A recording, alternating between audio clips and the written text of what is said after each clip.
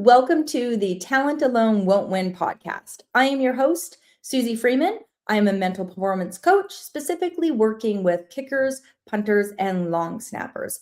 And I welcome you to the channel. Today, we have Wilson Yee from Chadron State. He is a kicker out of a D2. And we're just going to kind of talk about that path because even though his stats are amazing and up there and even better than some D1 guys out there, he's going to have a little bit of a different path, right, Wilson? Absolutely. No doubt. Yeah. Just like anything though, it makes everybody better though. So, This is true. So I guess one of the questions is when did the NFL kind of become real for you as a specialist where you're like, oh, I legit could probably go pro? When did that kind of sink in and you take that as reality and start really focusing on that? Yeah, I kind of wondered the same thing about myself for a little while too. And when I took a deep dive into it, I think I've settled on it became real for me when I went back to junior college a second time. So just really briefly, a little bit about my background is I came out of high school here in Denver, went to Mullen High School, graduated in 2020. Spent a semester at the Air Force Academy and had some different complications there that prevented me from being in the service. From there, I went straight to a junior college and played for the spring 2020 year, which was 2021. Okay. And then took a year off for an injury, so kind of redshirted, but that was the year that everybody got back, so it wasn't really a red shirt. It was just kind of uh, a made up, a pseudo red shirt, if you want to call it. Okay. So what? You out of a year? Sorry? Did that cheat you out of an eligible year? No, no, it Oh, didn't. So I played 5 years. gotcha. It just kind of elongated things, and it worked in my benefit because I had a knee injury that kind of sidelined me from being anywhere. So I took a year off of school, came home and rehabbed. And when I went back to my junior college in the fall of 2022, when I went back to Independence was when it really started to sit in. It's like I want to do this, and I know I can do this. I was really the first time I told myself I was really could make a career out of football, because it was everything that I was motivated to do was based around my Mhm. football career, and that's when it became real of I can make this my career. I really can. I believed in it from the beginning, and I still believe in it, even when it was really hard to believe in it. Yeah. From that point on, there was no question about what I was going to try to do. Okay. Definitely when I went back to my junior college in 2022, I would say is the best answer for that question. Yeah. I mean, that's been a while. So then let's think about obviously there's physical that comes in. It's like, okay, what do I need to do to up level? How do I have to perfect this? Right. For How sure. is that mindset shift in there? What was big for you where you're like, well, if I'm going to do this, I have to think differently because let's be real, those that want to go pro, you have to start thinking differently and working on No different doubt. aspects. So what did you initially start doing? Initially, I don't know how to say this the best. I didn't understand the power of the mindset and the power of the brain. I really didn't. I heard about it and I had a brief understanding of it, but I approached it with the idea that I'm going to get so strong, my legs are going to get so fast that I'm going to train so hard that it's not going to matter, Okay. because I was arrogant.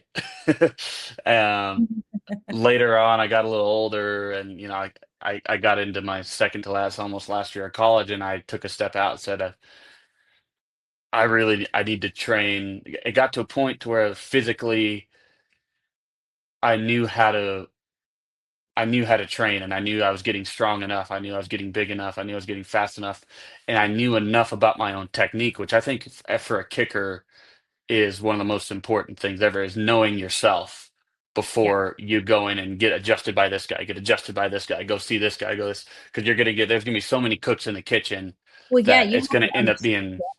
the craft, right? And I got to that point. I'm confident in myself that I got to that point at least by my senior year of college. And I kind of plateaued, kind of stagnated, started kind of decaying. I don't really believe in in staying the same. There's either growth or decay. There's no in between. And Agreed. I've operated with that my whole life. So I got to a point where I was like trying to break through and just trying to break through, trying to Yeah. take that next step, get to that next level. And it was stalling out and stalling out and stalling out and stalling out. So that's when I contacted you, started working with things, and started really shifting my mindset. Was when moderately recently, I think just in time for me, it was a good time frame for me. But as far as mindset shift goes, uh, that was,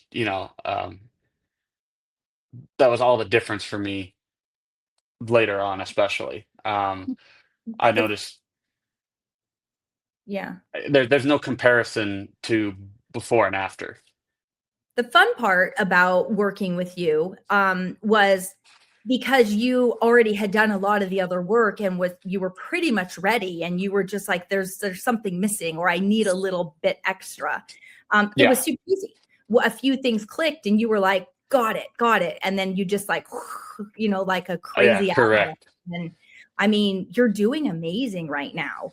I I saw you at appreciate it. Zauners, and the grade he gave you was the best you could get. And I know you beat out a lot of D1 guys that were there. And I do hate to say again that D1, D2, because I feel like it's this lesser than, and it's really not.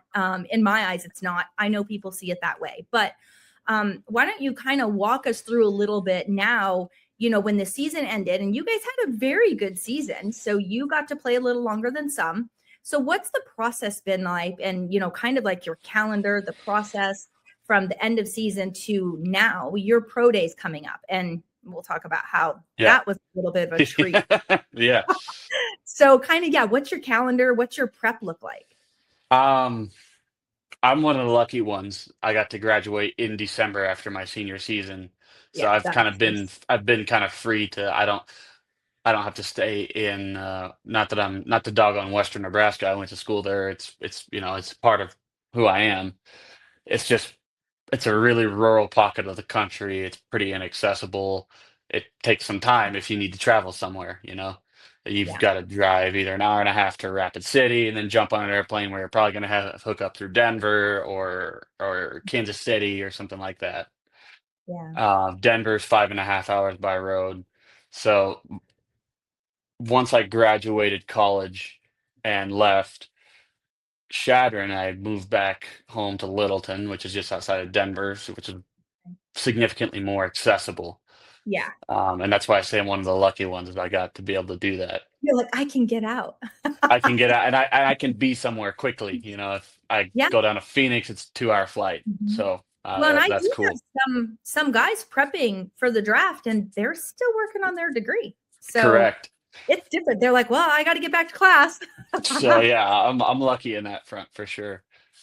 After that, I worked with my agent. I hired an agent quickly. You got me contacted with Mark Seabaugh out of Dallas, works with Sports Management Worldwide. He's awesome. Nice guy. We've worked really well together, I think, just because we think on the same wavelength about a lot of different things. So that helps me. That helps us communicate, which is very important in this process. And he's been helpful with taking that extra step for me when I needed it. He worked with me. I did a Coach Zauner training invite only thing in January, which was kind of a precursor to his combine, and did really well there. I won the field goal competition. Um, Came home and then really started training hard for Yeah. college senior combines, pro combines. Because I know coming for me out of a Division II, just based on an exposure standpoint, I'm probably not getting that combine invite, no matter what happens. It's just not something that I've been counting on. It's not something that really has been in the part of my plan of attack. Yeah. Just for that reason, and like you said before, that's not really a lesser than on D2 football, especially for kickers. When the uprights are the same, Yeah. but It's the um, same. Things are the same. it's How just would it's you? just from Yeah. a national standpoint, you're not on ESPN all the time. So you're not looking for big hotshot combine invites. At least I wasn't. Yeah. Um, How so I, is it keeping your schedule, like getting up, doing the workout? You don't have, you don't belong to a team anymore. And I know this is the same piece. I can assume is the high school kids when they're committed to college and they are now not with the team, but they have a team to go to. Now you're not with the team, you're striving to get with the team, but there's this empty window where you have to be disciplined to do your workouts, do your kicking, do all of your things, and you're the guy. Like you have Correct. to make it happen. So besides, like, we chat, so I try to help hold you accountable. And if you wanted me to text every day, well, you know that I would. But That's for sure. and so what are you doing? Do you feel like it's more motivation, more just that you're disciplined, or you want it that bad that you're not willing to fail? Yes, to all of the above, for sure. Um, I think one of the best things I ever did for my career was play at a junior college. Just from the standpoint of I had to learn really quickly for myself at 19 years old, how do I need to train as a specialist? You know, how do I specialize my training so that I can specialize, I guess is a better way to put that. How do I stay motivated every day to get up at 4:30 and lift? You know, 'cause that was your lifting time. Yeah. Um, Junior college really was my first big litmus test for how much I love football and wanted to be a football player. Okay. And I was in. I was in. I knew when I played for the first time, when I got in the game, I was like, yeah, I'm like everything after that. And I credit this to kind of my upbringing. My mom and my mother and father raised me in a very kind of disciplined setting, so I think personal discipline obviously has to be at the forefront of your skills, your abilities when you're trying to do something like this. Especially for me, like I want something that a lot of other people want. Yeah. Um, and how badly you want those things will show when nobody's watching. It's what you do when nobody's watching is what ends up being the biggest deciding factor between growth and decay, like I talked about Mhm. earlier. Yeah. Um, so to get back to your question, I'm kind of veering off a little bit here.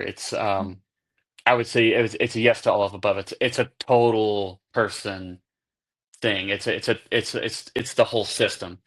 You know, Yeah. what do you do on a Wednesday afternoon when you're tired, you're not necessarily motivated to get a good workout in? Um, it's what you do on midnight on Friday night. How well you taking care of yourself? Yeah. How well are you, training your mindset, resetting yourself like you and I have talked about? What are you doing to keep yourself healthy mentally and physically? And then on top of that, when it's time to prepare and get that 1% better every day, you can't cheat yourself. If, That's if you if you do, probably not very competitive anyway, because this is one of the most cutthroat things I've ever experienced in my life. And is it? I got into a service academy. That was cutthroat. Like that was 12, 13% acceptance, and I got into service academy. Mhm. And this, as far as um, competitiveness, Yeah. availability, supply versus demand, this is next level. And And if you don't have next level habits, I agree. I would be lying to myself, and I don't like lying to Mhm. myself. I don't want to lie to myself. Yeah. So it's one of those where it's this like hamster wheel. You kind of need the discipline to get the motivation to work because when you're not motivated, the discipline steps in. And it's Correct. Yeah. The two are hand in hand. The two coexist, and one doesn't exist without the other.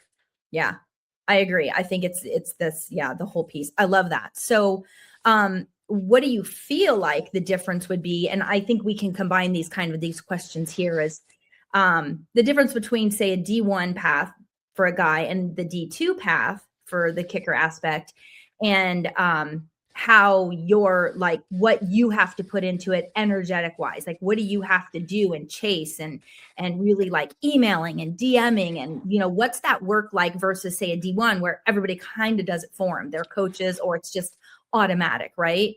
That people find. Yeah. Yeah. I spent some time at a D1, like I said before, but I didn't get to experience this process out of a D1. so I can only really speak for the D2 experience. Okay.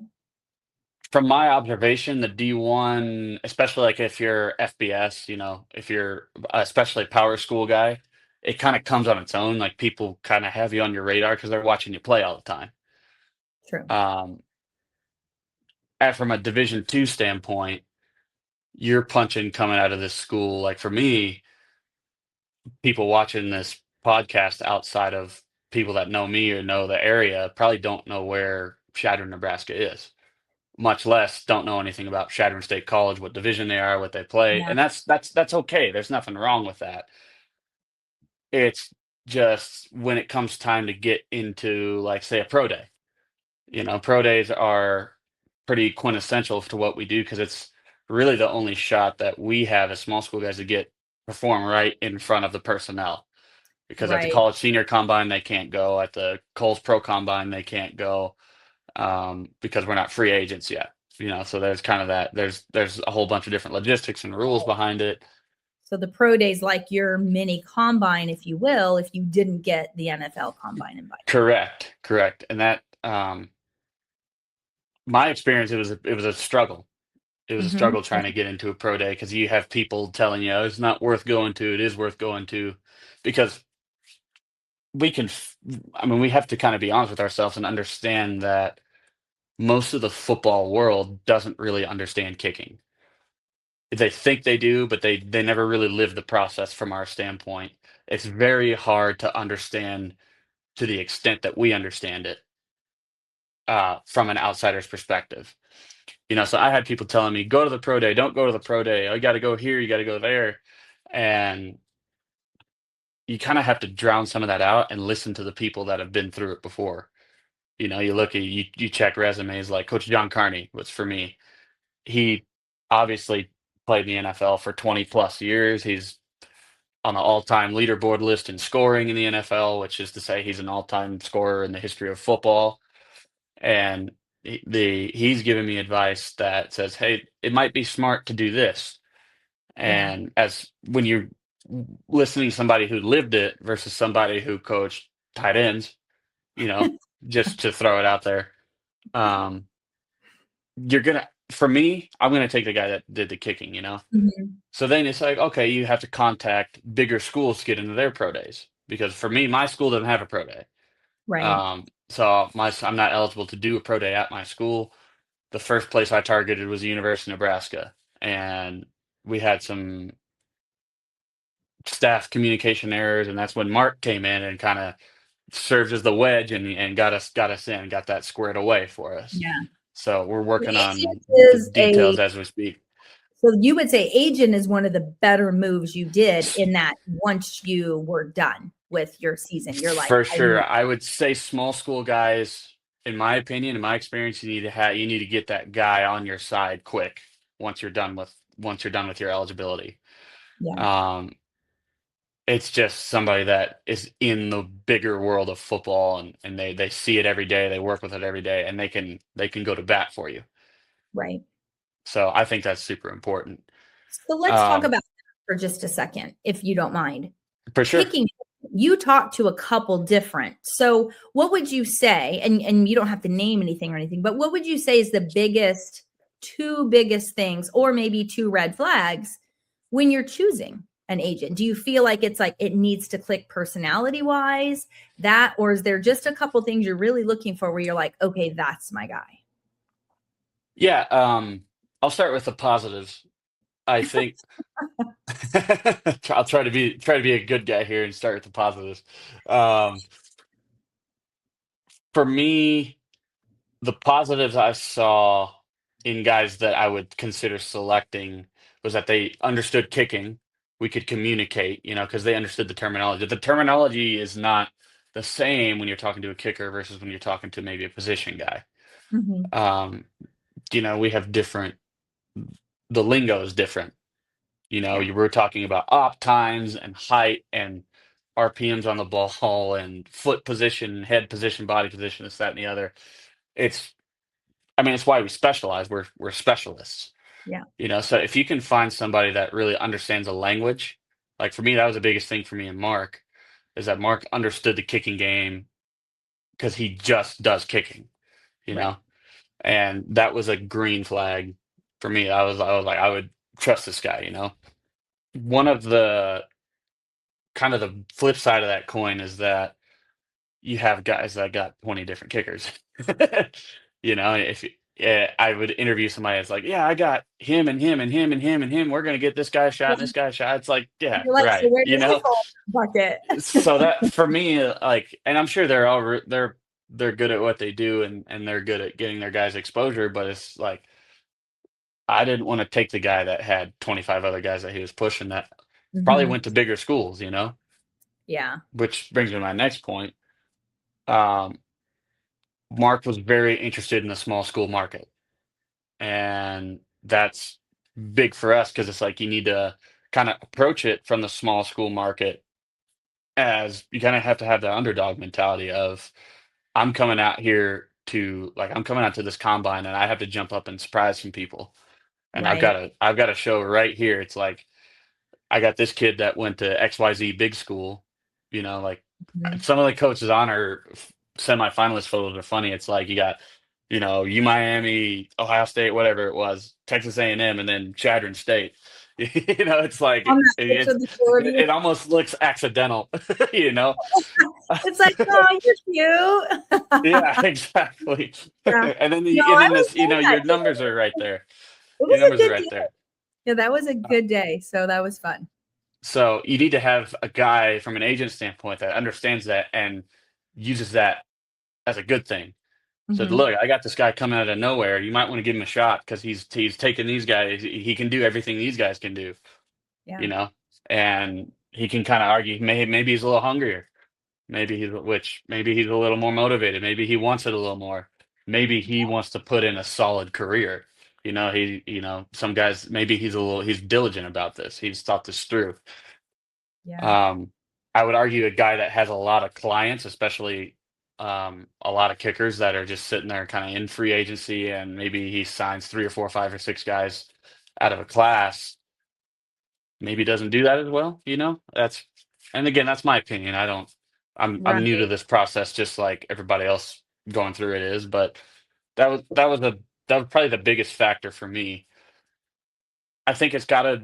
I don't think it has to match personality wise to the T. Like you need to know your agent is gonna step up to bat when he needs to, you know. So Right. he has to have that aggressive piece, but also that realistic piece, you know. And Well, that's hard to find. That mix is hard to find. yeah. And at the same time, and I think you're the one that told me this when we were having a conversation, and it was pre Zauner. You're like, I must do well because I need to give my agent ammo. Like I need to give Correct. him more, things to push that are positive. Correct. So for you going into Zauners was almost like can't fail mentality because there's not a lot of other opportunities to showcase yourself. Is that For a correct? sure. I would kind of push back against the can't fail mentality. I used to I be like that, you know. No, yeah, I did, and you're right. I didn't mean that you think that way, but it was kind Right. of I like, used to. Don't get me wrong. yeah, It used to crush me. You know, I used yeah, to think about not missing instead of making field goals, and mhm, then yeah, I kind of grew out of that one. I think, and then you helped me with that. A lot of other people played a factor in that. Um, I kind of forgot the question. I'm sorry. no, going in with, let's just say, like, I must win because I have such fewer opportunities. Because I know a few Right. guys that came were like, I did okay, but I have the combine, right? Or they Right. didn't Well, come because they have the combine. So you kind of have limited opportunities. And when you have them, you really need to shine. Do you feel like that's the case? And then what is that pressure like? I would I would argue that no matter where you come from, if you're leaving opportunities on the table like that, you're going to create bad habits. Um, I like that. I but like that. that's my opinion. For me, um, I didn't really feel. If you want to talk about how much pressure I felt, it's about 32 pounds per square inch. You know, it it wasn't it wasn't because I've gotten to the point too where it's like this is what I do. I kick footballs. I'm a Mhm. kicker. I know how to do this. I know what I'm doing, and Yeah. I believe I can do it. You know, 100 Yeah. times out of 100. I'll Yeah. tell you, it's like, I believe in this. I really do. And if you trust yourself, you're not putting a lot of weight on it because you're like, I'm just going another day at the field, just going to do my thing. Correct. Correct. Um, you talked about giving your agent ammo to, stick up Mhm. for you. I think that's true no matter where you come from, because at the end of the day, if you can't be about it, then you can't be about it. Yeah. And that's kind of where things get cut off for a lot of people, I think. Yeah. Is that again, that's just all my opinion. But the pressure because of those limited opportunities, I don't know. For me, it just go out, kick the ball. Like for me, I So told Mark this too. It was like it was time to take everything that I had been, working towards for so long. And that time when it was finally here was exciting. It wasn't intimidating, it wasn't terrifying. I was like, it's finally time for me to go show these big school guys and these scouts and whoever may be here that like I can roll with these guys. If not, and I can be better than some of these guys. And that was something that I talked about for a long time. Probably since I went to junior college, even the first time. I yeah. talked about that for a long, long time. I said I can prove to everybody and to myself that I can compete with everybody here. So that was exciting. There wasn't really pressure involved Yeah. with that. That was an exciting feeling for sure. Kind of fun to see like what all the other competition and you all being there together and just doing your thing. It's kind of fun. It was fun to Yeah, watch. I can say that.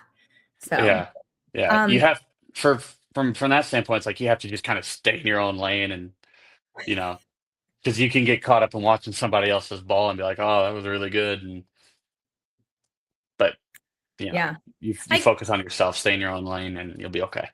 So if you had to give, and let's just focus on, what you know as far as the most of your career being at the D2. So if you've got a D2 freshman or sophomore right here listening, and they're like, I know I can be a pro, I can be the guy.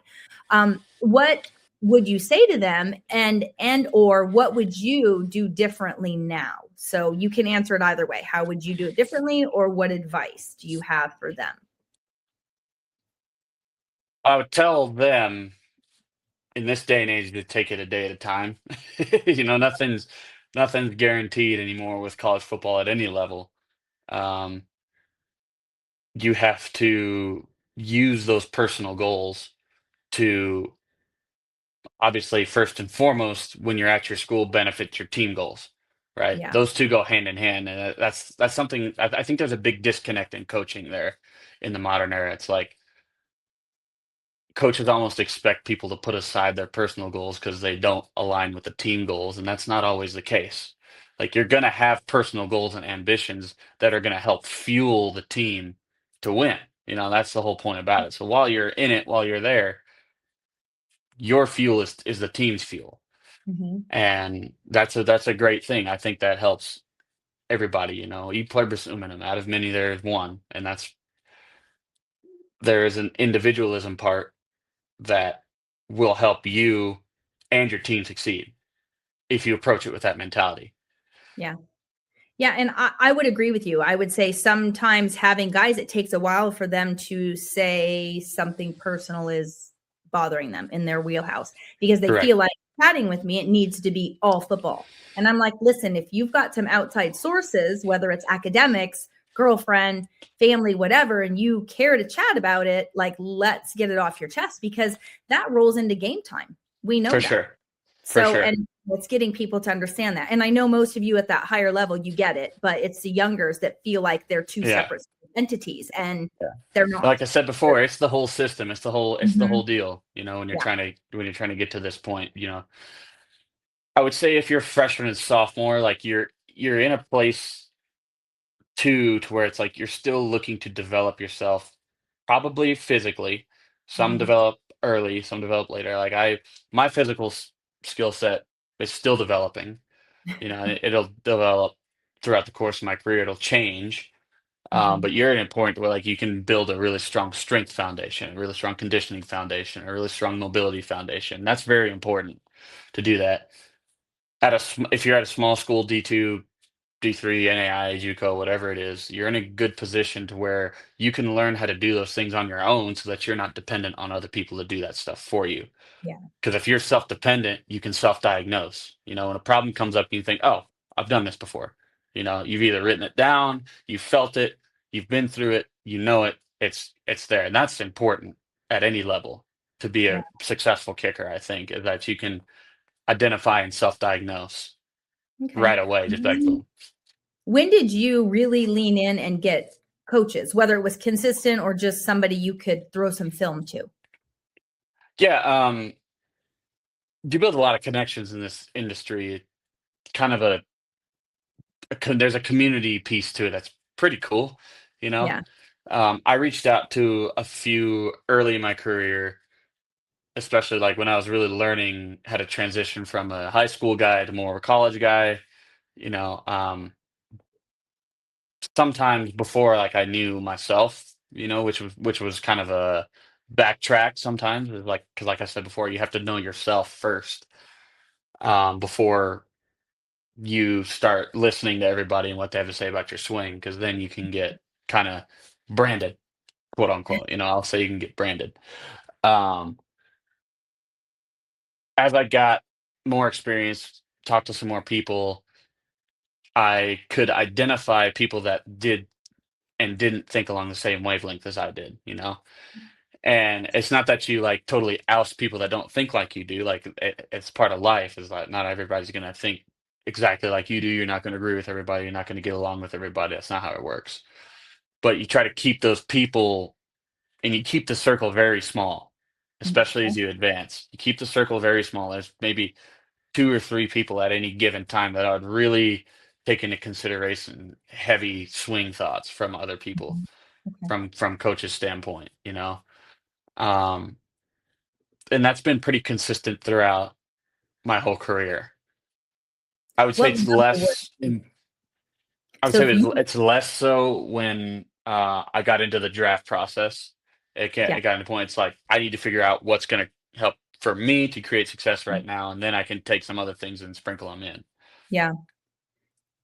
When you first sought out the coaches and you were in that high school kind of level or the people, what level were they? Like, would you be okay or feel like if you're a senior in high school, a sophomore, junior in college is perfect to get advice from? Or did you go higher? Um, I don't know. I talked to some brand name kicking coaches. Oh, so You you went know, straight to like coaches, not necessarily peers. Okay. right, right. I had some peers for sure. Um, some were like some older players, international players that came over, like Dean's Mhm. thing, Gameday Kicking was one of Got his things that helped me quite a bit just because like we were kind of playing at the same time, even though he's older and wiser than me. So I would definitely bounce ideas off him.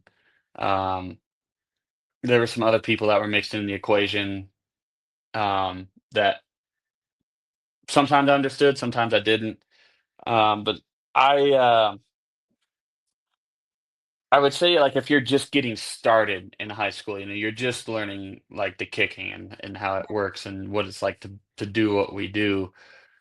A freshman, sophomore in high or in college would be decent because they understand kind of how the process works and they're at that point. They've kind of gotten over the first peak. You know what I mean? it. um, They made I it would to that. say I always equate your guys' job as, or, like video game levels. I tell the guys, it's like, okay, college is the bottom of the next level. You got right, all new right. challenges. So, So I would get say that. for high school guys, that's acceptable. That's Okay. acceptable, but you have to figure out yourself first, and that's primary for anybody at any high school level. I say you've got to know what it is that you do that is going to create success. Like for me, it Okay. was my at first it was my guide arm. My guide arm kind of came up by my up here like this, and some coaches wanted to change it, and I was like, this is just how I learned it, You're like, because that one I have it. yeah, well, everybody's athletic background is different. Everybody grew up doing something different. Like I grew up in martial arts. Some people grew up. I grew up in martial arts, lacrosse, soccer, baseball. A whole bunch of different stuff. Mhm. Other guys may not have done that. Other guys may not have ever touched the soccer ball, and they may not have ever stepped on the mat or anything like that. Yeah. Um, everybody's wired a little differently, and everybody's got their own style. Everybody's got their own ratios. Their proportions are different. Like right now I'm 5'11", 205. Somebody else that's 5'11", 205 might have totally You're different ratios. 5'11"? I thought you were taller. You seem No, so much taller when I'm that's because I'm wearing cleats. Cleats make me 6'2". That's pretty fun. Yeah, no, I wouldn't have guessed that. I mean, I'm just over 5'7", so I don't Yeah. think tiny tot when I'm out there, but man, do I feel like it around you guys. Just when you have all So your gear. sometimes those cleats come on and you go. You Like us kind and of our pop up a heels. little bit. Like, Yeah. that's fun. So yeah, first and foremost for like high school kids, it's like you gotta know yourself first. You gotta know those things. It's like, yeah, okay, coach. In one ear out the other. It Yeah, has to happen to some extent. Now it can't be everything. You've got to be coachable, you've got to be receptible, but some things that you've heard over and over and over again, you know it's not gonna create success for you. It's like, got it. yeah. It's gotta happen, That's fair. and people don't want to admit this. It's gotta happen. Yeah, and I also believe that when you're in that younger years or you're starting out, is getting pieces from everybody is probably great too. Try them Right. out, see what works, what fits, kind of build your own little process, and then you start getting to that Yeah. perfection. I hate to use that word, but that Yeah, excellence you piece, get into right? that, you start honing, you start chipping away. Yes, But yes, if things go haywire, and I always write it down, I gotta go to something that like if it's totally scattered and everything's bullets are flying all over the place and I got no idea what's going on, I look at a certain set of things, certain set of skills, physical mhm, skills that I know I can just go to and just boop, reset, push the yeah, reset button. You've got to have it, and yeah, that's first and foremost before you go see any coach, this, that, and the other. It's like you gotta know what those things are, true, and you have to consider very thoroughly the entire picture before yeah. you even fathom modifying one of those things. I'm looking through here and I wanted to ask you, there's quite a few. I pulled them up on the internet of great specialists that have come from D2s. I mean, I'm Oh seeing yeah. like South Dakota State. There's even one from Chadron where you probably know, Colorado School of Mines. Isn't that a college you right by your home? And Yeah. Oh yeah. We competed against each other. long snapper out of there, James. Josh Wojciechowicz, Yeah, that I don't know how to say his name, but Wojciechowicz, my fellow Pole. yes, yeah, he went Shrine Bowl, Hula Bowl, Yeah. um, Yeah. and Josh is incredible. and some went, they went undrafted initially and then made their route through. So I would argue that's most went undrafted. Most of the best to ever do it went undrafted. I agree. I mean, Vinatieri out of South Dakota State, right? When South Dakota State was D2 at that time, Yeah, I undrafted. see that. Yeah, that's Yeah. fun. So then, in closing, what is the number one? I'm a mental performance coach, so we have to stick on that a little. What's the number one or two best?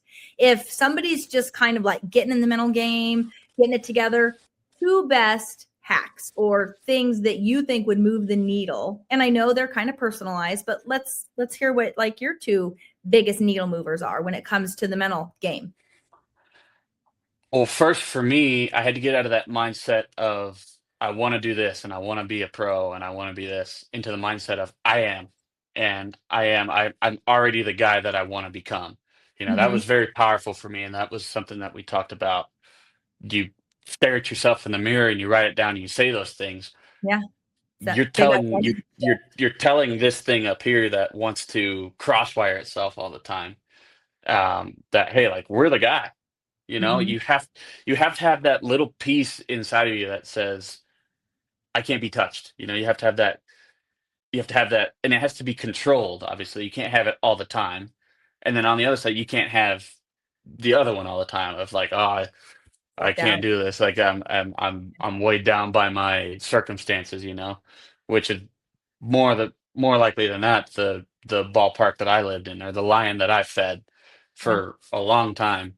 But once I got out of that mindset of, well, I want to be good enough to be a professional, or I want to do this, I want to be good enough one day to do this. It's like, I'm a pro football player. I act like a pro. I believe in I believe in myself to become a pro. I Yeah. have the ability to become a pro, and I work like a pro. You've got to believe. You've got to like convince you. Look at yourself. Say, "Hey, I Mhm. can do this." That's hard, right? I am this right now. Like that's huge. Yeah. In the Um, mirror is hard to just do that mirror work. You're like, oh, that feels funny. it feels absurd at first. It's one of the most Yeah. important things you can do. Yeah, that is one of the first things. It's like each level, you've got to encourage yourself that you are that level. You've made Yeah. it like Oh yeah. that, or you're going for that level, because that identity piece is really huge, right? It can keep you back and it can keep you stuck in that mindset, that high school or Right. that kid mindset. So Oh, I there's love so much junk on social media now, on Twitter and Instagram and all this other stuff about, and you can get so, it can be so it can be debilitating if you don't have a strong core identity, which that. first Yeah. and foremost has got to be in Christ. First and foremost has got to be in Christ. But second of all, athletically has to be steady. It's like I'm the guy. I can do Mhm. this, and you've got to, you can't walk around all day like you got to turn it off. You've got to control it, So, but that's Yeah. a whole part of controlling your mindset with rebounding from inevitable failures that are going to happen, perceived failures that are going to happen as a byproduct of what we do. Yeah. It's True. just how it rolls, If perfection's unattainable, and you strive for the next best thing, which is excellence. Yeah. Yeah. I love that. Um, I'm that was super glad. huge for me. Yeah, I'm so glad you came to do this, and I'm glad we're in this, I would say, the journey together with Of some of course. you. No, thanks for having me. Thanks for having It's me. This super is fun, but we're just hoping this is helpful for the guys next season and stuff, right? So, for we're sure. definitely, sticking with it, sticking together, and stay on your path. And I think after your pro day, we'd love to hear again how like that went, what's For sure. like, and just go from there. But I appreciate Yeah. you. Hey, anytime, anytime. Thanks so much. Yeah. Thank you. Hey, thank you so much for watching and listening to the Talent Alone Won't Win podcast. If you want to get more tips and tricks on how to up-level your mental game, subscribe to the channel and visit my website, suziefreeman.com, and let's connect.